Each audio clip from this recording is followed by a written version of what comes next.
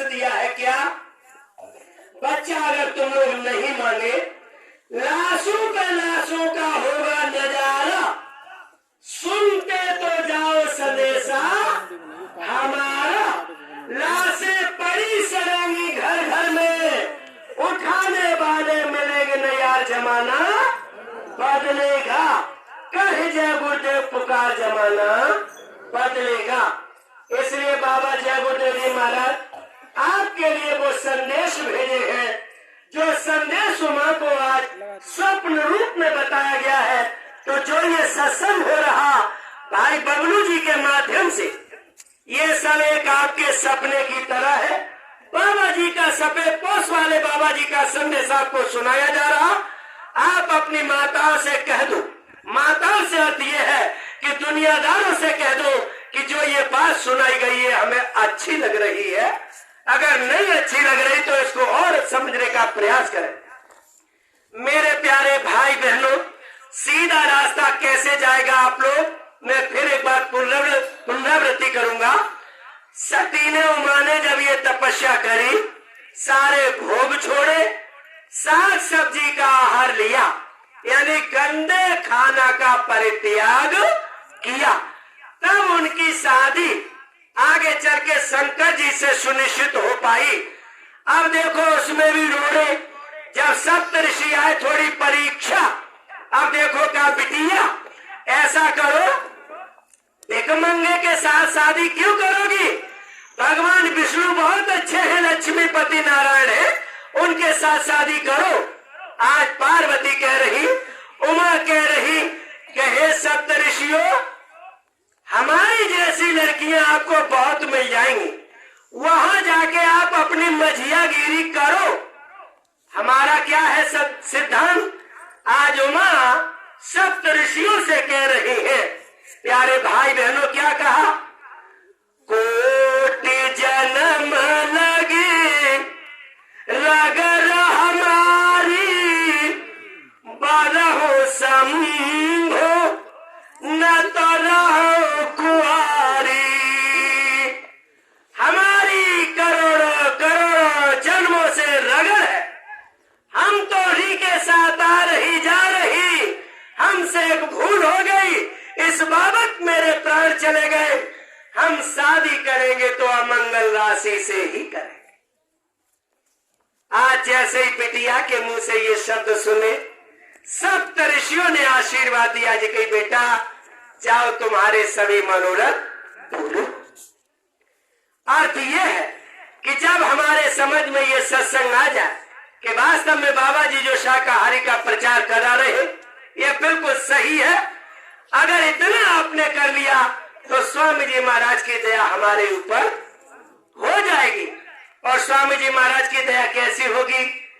जिन प्यारों पर जग वालों हो खास इनायत सतगुरु की, उनको ही संदेशा जाता है और वही बुलाए जाते हैं। आज आपके ऊपर विशेष कर दया हो रही। इस तरीके से शंकर पार्वती की शादी बड़े धूमधाम से हो जाती है। और जब शंकर पार्वती की शादी हो जाएगी, बस इतना सा इन्होंने याज्ञवल्क्य जी ने भारद्वाज ऋषि से कहा कि हे भारद्वाज, अब आपके समझ में आ गया होगा कि राम कौन है। तो प्यारे भाई बहनों, अगर इतने पर भी समझ में नहीं आया तो अयोध्या के जो राम है आज खीर से प्राकट्य हुआ है। तो चलिए अब हम लोग उन पर चर्चा कर लेते हैं, क्योंकि बात एक स्तर से होना चाहिए, सब समझ में आ जाएगा। आइए अब हम लोग खीर पर बात करते हैं। अब तक हमारे पास दूध था, चावल थे, ज्ञान था, वैराग्य था, ये सब था। ना जाने कितने सतयुग, त्रेता, द्वापर, कलयुग आए चले गए, लेकिन जैसे त्रेता में ये खीर से राम पैदा होते, आज ये भक्ति रूपी चीनी एक नई मिठास लेके आ रही है। अब तक खा रहे थे भात, अलौना, नमक डाला, क्या मिलेगी? खीर। तो खीर का आनंद कैसा होता है?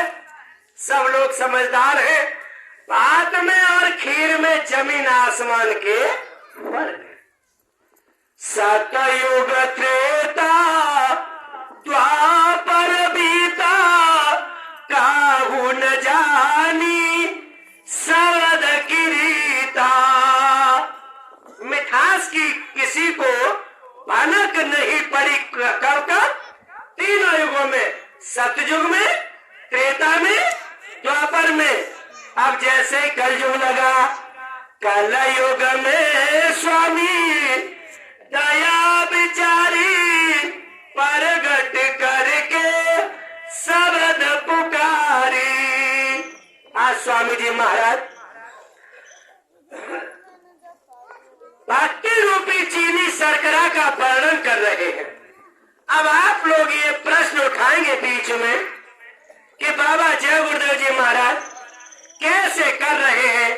बस इतना समझा दो, हमारे समझ में आ जाएगा। भगवान राम को छोड़कर दुनिया में और कोई इष्ट है? अब आप लोग बड़े ध्यान से थोड़ा सुनेंगे। प्रकरण बहुत सुंदर है। जो खीर से आए हैं, आज खीर वाला ज्ञान देने जा रहे हैं। भगवान राम दुनिया में आए, बड़े हुए, और जैसे ही बड़े हुए, प्यारे भाई बहनों, भगवान राम 14 वर्ष के लिए वनवास निकल जाते। जैसे ही वनवास निकले हैं भगवान राम, तो सबसे पहले ये देखो सबरी से इनका मिलन होता है। बड़े ध्यान से सुनेंगे, बस एक एक प्रकार समझाऊंगा, इसी की बात होगी। भगवान राम की सबरी से भेंट होती है। अब ये सबरी क्या थी? थोड़ा सबरी का इतिहास सुन ले।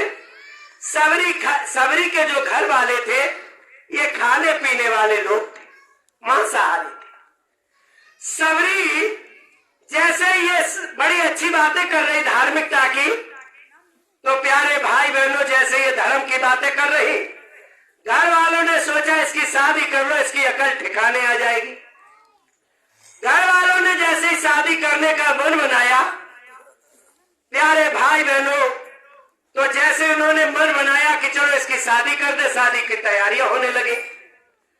अब इसके घर वाले खाने पीने वाले लोग, तो उस समय पर क्या था, कुछ पशु बंद कर लिए कमरे में, कुछ पक्षी बंद कर लिए कमरे में। काय के लिए? दावत दी जाएगी नेकी बारातियों को। आज सबरी की मैया सबरी की मांग सजा रही है, बाल सजा रही है। तो सबरी ने पूछा, मैया ये क्या हो रहा? बेटियों को ऐसा होना चाहिए, थोड़ा समझदार होना चाहिए। माता पिता क्या कर रहे? आज सबरी की मैया बोली, बिटिया तुझे नहीं मालूम तेरी शादी होने जा रही है। माँ ठीक है शादी होने जा रही है, क्या है सब पूछा। मैया मैं एक चीज पूछना चाहती हूँ कि जो पिताजी ने, सब घर वालों ने ये जो पशु और पक्षी बंद किए हैं, ये किस लिए किए? उन्होंने कहा, बिटिया तेरी शादी में नहीं पशु पक्षियों का मांस खिलाया जाएगा, यही हमारे यहाँ बारात का नियम है, हमारे यहाँ यही खाने का सिद्धांत है। प्यारे भाई बहनों, सबरी ने क्या किया कि मैया उसने बाल छटके, ऐसे बाल में न कढ़ाऊं, ऐसी मांग में न भराऊं, इस तरीके से मैया को झटकते हुए और सीधे सबरी जाती है, दरवाजा खोल देती है और सारे पशु पक्षी चले जाते हैं। आज पशु पक्षियों की जान बच गई। जब बची, आज जानवर कह रहे कि हे सबरी तू धन्य है, तूने मेरा उद्धार किया। हे सबरी तेरा उद्धार होगा, तू निकल यहाँ से जैसे मैं निकला, तू भी निकल और तुझे तेरा भी दर्शन और तुझे भी वो मालिक जरूर मिलेगा। तूने मेरे प्राण बचाए, हे सबरी तेरे भी काल माया से प्राण बचेंगे। ध्यान देना, गौर से समझने वाली बात है। उमा की तरह, सबरी की तरह अगर आप बन गए तो कल्याण सुनिश्चित है, अक्षरों में नाम आ जाएगा। क्या हुआ, सबरी घर से निकल जाती है और सीधे मतंग ऋषि के आश्रम पर गई। मतंग ऋषि ने जो भी जितना समझदार थे ज्ञान था दिया, और देने के बाद कहा बेटा शरीर बूढ़ा हो गया, मैं चलूंगा, लेकिन इतना सुनिश्चित है तू यही पड़ी रहना, तुझे एक दिन ब्रह्म का दर्शन अवश्य होगा। आज सबरी उन्हीं के आदेशानुसार आश्रम पर पड़ी है और बड़े दिन से राम का इंतजार कर रही है। सुरक्षा घेरा गुरु ने बना दिया है, आराम से रह रही है। प्यारे भाई बहनों, तो देखो ध्यान से सुनना, जो खीर है वो खीर वाले अब क्या संदेश देने जा रहे हैं। भगवान राम जैसे उसकी कुटिया पर गए, ब्रह्म की बात करके गए थे मतंग ऋषि, आज उनके चरण कमल पकड़ के रो रही, कहा कि प्रभु आज तो इस सबरी का उद्धार हो जाएगा। सबरी खूब रोने लगी। राम ने जैसे देखा कि ये तो मेरे पैरों को नहीं छोड़ेगी, अब क्या किया जाए। राम ने कहा कि हे सबरी, मैं तुझे सच सच बता रहा हूं। अब सभी सत्संगी भाई गौर करें, सभी नए पुराने भाई गौर करें। राम सबरी को ये संदेश देने लगे कि हे सबरी, दूध चावल से तेरी आत्मा का उद्धार नहीं। एक बीच का रास्ता है, बीच में आती है चीनी, भक्ति। तो राम ने क्या कहा कि हे सबरी, पैर पकड़ने से कुछ नहीं बनेगा, चावल दूध में अब तू चीनी और मिला ले, क्या करेगी। तो सबरी ने पूछा मालिक वो चीनी कैसे मिलेगी। तो राम अब संबोधित करते हैं कि हे सबरी, अब तू चीनी की बात सुन, अब खीर बना ले, क्या कर। अब राम उसको कहते हैं प्रथम भगति संतन कर संगा। हे सबरी, चरणों में कुछ नहीं है, संतों का साथ कर। संतों के चरणों में अगर चली गई तो तेरी जीवात्मा का उद्धार। क्यों, जो चीनी है, भक्ति है, वो कहां मिलेगी। भागवत